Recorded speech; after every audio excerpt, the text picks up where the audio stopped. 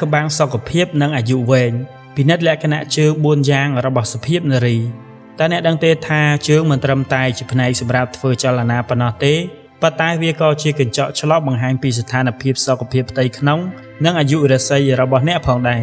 តាមក្បួនវិទ្យាសាស្ត្របុរាណចិននិងការសង្កេតបែបនរវិទ្យាប្រសិនបើស្ត្រីមានលក្ខណៈជើង4យ៉ាងនេះនោះបញ្ជាក់ថារាងកាយមានភាពរឹងមាំនិងមានសញ្ញាអាចរស់នៅបានយូរអង្វែង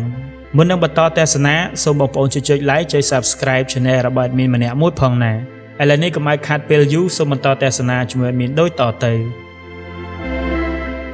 ទី4បាតជើងមានពណ៌ផ្កាឈូកឬក្រហមព្រឿងៗពណ៌នៃបាតជើងគឺជាសញ្ញាដំបូងដែលបង្ហាញពីស្ថានភាពចរន្តឈាម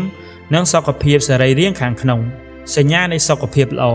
ស្ត្រីដែលមានបាតជើងពណ៌ផ្កាឈូកស្រស់ថ្លាបង្ហាញថាប្រព័ន្ធឈាមរត់មានដំណើរការល្អណាស់សរីរាង្គទទួលបានអុកស៊ីសែនគ្រប់គ្រាន់និងមានថាមពលខ្លាំងក្លាវិធីតេស្តងាយៗសាកល្បងយកមេដៃសង្កត់លើបាតជើងរយៈពេល3វិនាទីរួចលែងវិញប្រសិនបើពណ៌បាតជើងប្រែពីសទៅជាផ្កាឈូកវិញភ្លាមយ៉ាងរហ័សនោះមានន័យថាអ្នកមានសុខភាពល្អឥតខ្ចោះចំណុចគួរប្រុងប្រយ័ត្នប្រសិនបើបាតជើងមានពណ៌សស្លេកអាចជាសញ្ញានៃការខ្វះកោសិកាឈាម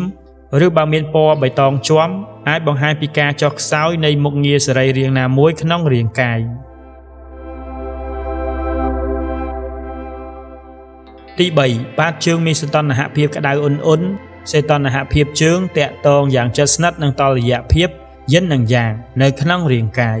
ចរន្តឈាមនិងតម្រង់នោមមនុស្សស្រីដែលមានជើងក្តៅអ៊ុនជាប្រចាំបង្ហាញថាមានប្រព័ន្ធរំលាយអាហារដំណើរការបានល្អនិងមានមុខងារតម្រង់នោមក្រលៀនរឹងមាំបញ្ហាជើងត្រជាក់ផ្ទុយទៅវិញស្ត្រីដែលមានជើងត្រជាក់រហូតទោះបីជាស្ថិតក្នុងអាកាសធាតុក្តៅក៏ដោយ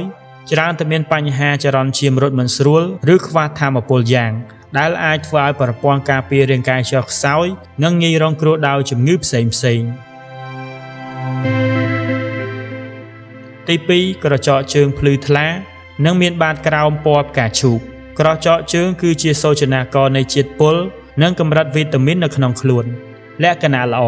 ក្រចកជើងដែលរលោងភ្លឺថ្លានិងមានពណ៌ផ្កាឈូកនៅផ្នែកខាងក្រោមគឺជាសញ្ញានៃការហូបចុកដែលមានតុល្យភាពនិងរាងកាយគ្មានជាតិពុលកកស្ទះសញ្ញាប្រកាសអាសន្នប្រសិនបើក្រចករបស់អ្នកមានពណ៌សស្លេកពណ៌លឿង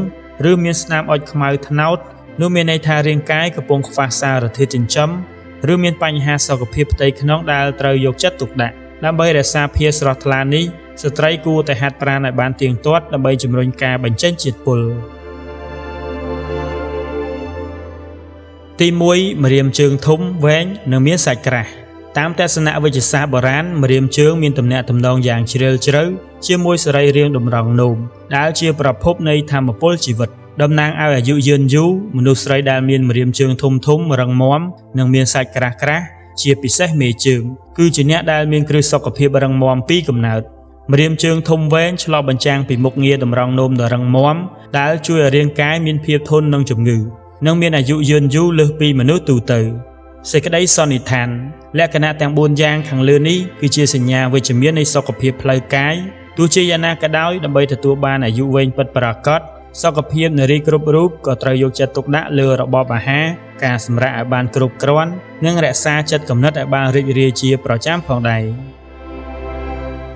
បើបងប្អូនមានលក្ខណៈប៉ុន្មានចំណុចក្នុងចំណោមចំណុចទាំង4នេះសូមបញ្ចេញមតិនៅខាងក្រោមវីដេអូដើម្បីចែករំលែកបទពិសោធន៍របស់បងប្អូនទាំងអស់គ្នាអរគុណសម្រាប់ការទស្សនាវីដេអូនេះដល់ចប់ជួបគ្នានៅវីដេអូបន្ទាប់ទៀត